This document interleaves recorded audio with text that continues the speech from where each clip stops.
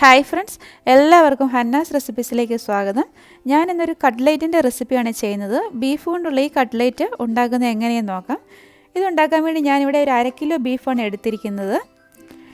ഇത് നല്ലതുപോലെ കഴുകിയൊക്കെ എടുത്ത് വെച്ചിരിക്കുന്ന ബീഫാണ്. ഇതിലോട്ട് ഇനി കുറച്ച് മസാലപ്പൊടികളും ഉപ്പും ചേർത്തിട്ട് നല്ലതുപോലെ ഒന്ന് വേവിച്ചെടുക്കണം. അതിനുവേണ്ടി ഇതിലോട്ടൊരു 1/2 ടീസ്പൂൺ മഞ്ഞൾപ്പൊടി ഒന്ന് ചേർത്ത് കൊടുക്കാം. പിന്നെ ഇതിലോട്ടൊരു 1 ടീസ്പൂൺ കുരുമുളക് പൊടി ചേർത്ത് കൊടുക്കാം. പിന്നെ ഇതിലോട്ട് ഒരു 1 ടീസ്പൂൺ മല്ലിപ്പൊടി ചേർത്ത് കൊടുക്കാം. പിന്നെ 1 ടീസ്പൂൺ മുളക് പൊടിയും കൂടി ചേർത്ത് കൊടുക്കാം. ഇനി ആവശ്യത്തിന് ഉപ്പും കൂടി ചേർത്തിട്ട് ഇത് നല്ലതുപോലെ ഒന്ന് തിരുമ്മി യോജിപ്പിക്കണം. പിന്നെ ഒട്ടും വെള്ളമൊന്നും ഒഴിക്കുന്നില്ല. ബീഫ് നമ്മൾ വേവിക്കുമ്പോൾ തന്നെ അതിൽ നിന്ന് ഒത്തിരി വെള്ളം ഇങ്ങനെ ഇറങ്ങുമല്ലോ, അതുകൊണ്ട് ഇതിൽ വെള്ളം ചേർക്കേണ്ട ആവശ്യമില്ല. ഇനി ഇത് കുക്കർ അടിച്ചിട്ട് നന്നായിട്ട് വേവിച്ചെടുക്കാം. ഇത് ഞാൻ വേവിച്ചെടുത്ത് ബീഫ് മിക്സിയിലിട്ട് നല്ലതുപോലെ ഒന്ന് പൊടിച്ചെടുത്ത് വെച്ചിരിക്കുകയാണ്. നമ്മൾ വേവിച്ച് കഴിയുമ്പോഴത്തേക്ക് അതിൽ ഒത്തിരി വെള്ളം ഇങ്ങനെ കാണും ബീഫിൻ്റെ കൂടെ. ആ വെള്ളം നല്ലതുപോലെ ഒന്ന് വറ്റിച്ചിട്ട് വേണം ഇത് മിക്സിയിൽ പൊടിച്ചെടുക്കാൻ. ഇനി ഇതിന് വേണ്ടിയുള്ള മസാല ഒന്ന് തയ്യാറാക്കി എടുക്കാം. ഇപ്പോൾ ഈ പാത്രം നല്ലതുപോലെ ചൂടായിട്ട് വന്നിട്ടുണ്ട്. അതിലോട്ട് ഒരു 2 ടേബിൾ സ്പൂൺ വെളിച്ചെണ്ണ ഒഴിച്ചു കൊടുക്കാം. ഇനി ഇതിലോട്ട് അരിഞ്ഞു വെച്ചിരിക്കുന്ന സവാളയും പച്ചമുളകും കറിവേപ്പിലയും കൂടി ചേർത്ത് കൊടുക്കുക. ഞാനൊരു മീഡിയം വലുപ്പത്തിലുള്ള 2 സവാള പൊടിയായിട്ടാണ് ഇവിടെ അരിഞ്ഞെടുത്തിരിക്കുന്നത്. അതുപോലെ തന്നെ ഒരു 3-4 പച്ചമുളക് വട്ടത്തിൽ അരിഞ്ഞതും കൂടി എടുത്തിട്ടുണ്ട്. പിന്നെ കുറച്ച് കറിവേപ്പില, ഇത്രയാണ് ഇതിലോട്ട് ഇട്ട് കൊടുത്തിരിക്കുന്നത്. ഇതിന് ഇതൊന്ന് വഴറ്റിയെടുക്കണം.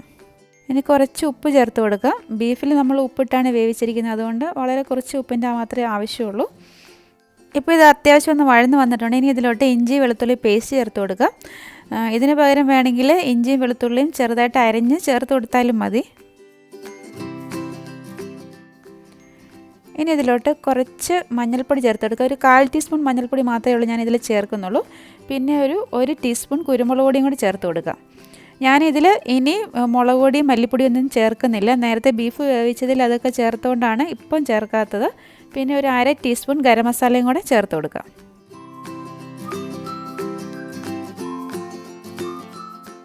ഇനി ഇതിലോട്ട് വേവിച്ച് പൊടിച്ച് വെച്ചിരിക്കുന്ന ബീഫ് ചേർത്ത് കൊടുക്കാം.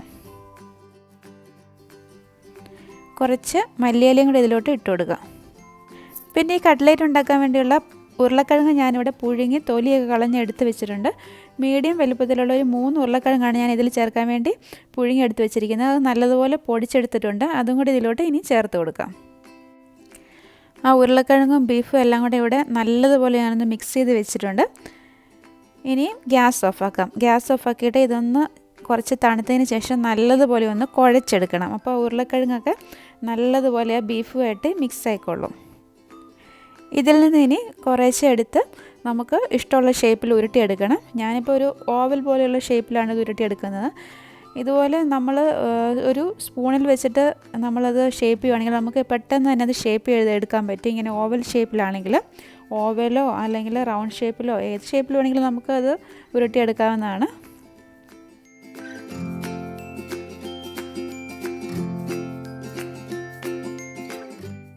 ഈ കട്ട്ലേറ്റെല്ലാം നമുക്കിനി ഒരു മുട്ട നല്ലതുപോലെ ബീറ്റ് ചെയ്തിട്ട് അതിലൊന്ന് ഡിപ്പ് ചെയ്തിട്ട് പിന്നെ ബ്രെഡ് ക്രംസ് കൊണ്ട് കവർ ചെയ്തെടുക്കുകയും വേണം. ഈ 1/2 കിലോ ബീഫ് കൊണ്ട് ഏകദേശം ഈ വലിപ്പത്തിലുള്ള 20 കട്ട്ലേറ്റാണ് ഉണ്ടാക്കാൻ പറ്റിയത്.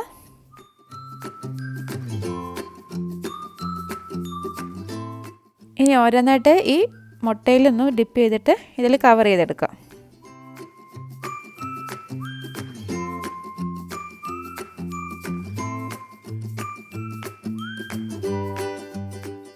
ഈ ബ്രെഡ് ക്രംസിൽ കവർ ചെയ്ത് വെച്ചിരിക്കുന്ന ഈ കട്ട്ലേറ്റിൽ നമുക്കിനി ഒന്ന് ഫ്രൈ ചെയ്തെടുക്കണം. അതിനുവേണ്ടി ഞാനിവിടെ എണ്ണ നല്ലതുപോലെ ഒന്ന് ചൂടാകാൻ വേണ്ടി വെച്ചിട്ടുണ്ട്. ആ ചൂടായ എണ്ണയിലോട്ട് ഓരോന്നായി ഇട്ട് കൊടുക്കാം.